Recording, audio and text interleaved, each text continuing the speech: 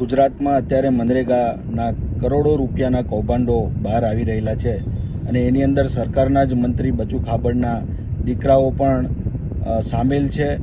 આવા બચુ ખાબડ જેવા અનેક ભાજપના મંત્રીઓ અને આગેવાનો આ કૌભાંડોની અંદર સામેલ છે, પરંતુ સરકાર દ્વારા આની તપાસ કરવામાં નથી આવતી.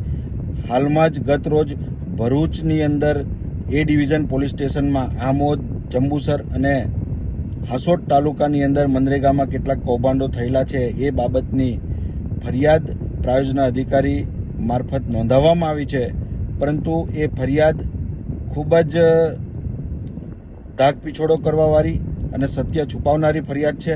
માત્ર મજબૂરીની અંદર આ ફરિયાદ કરવામાં આવેલી છે.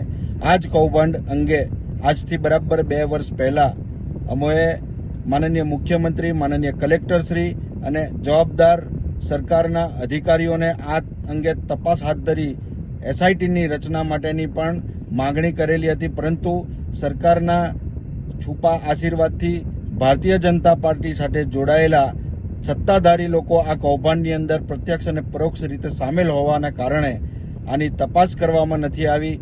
ત્યારે આજે હું માગણી કરું છું કે એ માગણી સંદર્ભે કયા સંજોગોમાં તપાસ નથી હાથ ધરવામાં આવી, એના માટે કોણ જવાબદાર છે એ અંગે પણ તપાસ હાથ ધરાય.